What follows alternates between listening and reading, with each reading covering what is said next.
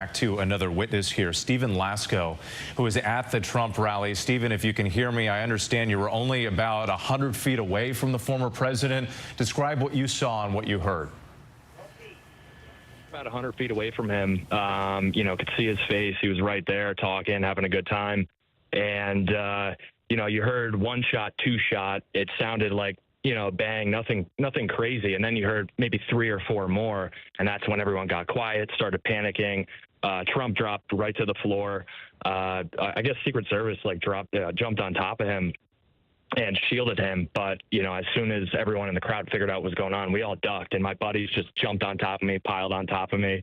And we had no idea what was going on. You're in total shock. You're shook, and, you can't feel your legs. But we were trying to decide if we wanted to get up and run, and we had really no idea what to do. And next thing you know, you see bullets, or you hear bullets flying, and I believe a bullet hit the hydraulic lift that was holding up the speakers, and that thing almost collapsed. There was hydraulic fluid and water spitting everywhere all over the crowd. And then before you know it, everyone just gets up and starts running. But and Trump Stephen, did stand. Oh, forgive me. I'm sorry. There's a little bit of a delay, but on that note about everybody getting up and running, we're actually showing video that you shot on your cell phone. And this is the moment with people running out of the venue. Describe what that was like, and when were you actually able to get out? It was pretty stressful. I'm looking around trying to make sure all my buddies who came with me were with me. And, it took probably a good 10 minutes to get out of there, to get out of the whole area. And, before you know it, there's ATVs and UTVs flying and ambulances and all that kind of stuff. And we're trying to figure out how to get out of there and get home. But we made it. And when we walked out to the road, they had, police blocking everything off. And we actually found out where the building was that the shooter was shooting from. They had it all taped off. I guess it was like an agricultural warehouse, something like that. So, it was pretty scary. It's like you're in the movies. Stephen, forgive me again. I'm sorry. There's a little bit of a delay with the connection, but did you say that you were able to see the building that the shooter was allegedly perched on top of here? You said it was taped off by law enforcement. What did it look like? It was like kind of like an airplane hangar, maybe, like a warehouse for agricultural equipment, I guess. ARC, AGC, something like that on the side. But once we were out, maybe 30, 40 minutes after, they were taping it off, investigating it. They had the dogs going and all that stuff. But there was traffic jams everywhere. It was kind of hard to... How far away was that area from where the former president was standing?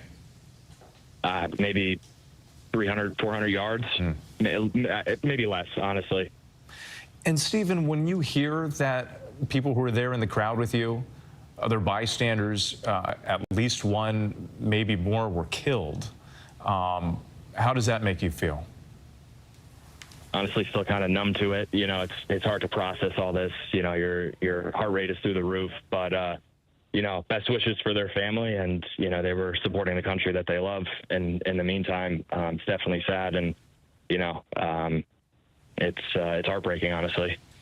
And Stephen, we've been hearing from people on both sides of the aisle, Republicans, Democrats, independent candidate, RFK Jr., and all with the same sentiment, condemning political violence, saying there's no place in this country for something like this. And I just wonder, from your perspective too, you're out there, you're exercising your right to support a candidate. What message do you have for people out there? Because the country is at this political boiling point. There's so much division and anger and hatred right now from one side and the other. What would you like to tell people? At the end of the day, whether you're on the left, the right, the center, or you don't believe in politics at all, we all still put our pants on in the morning. We all breathe the air and go to work, and a lot of these issues, in 10 years, no one even thinks about them or cares about them. So we're all people at the end of the day, and, it's not worth taking someone's life over political beliefs or whatever. It's just senseless.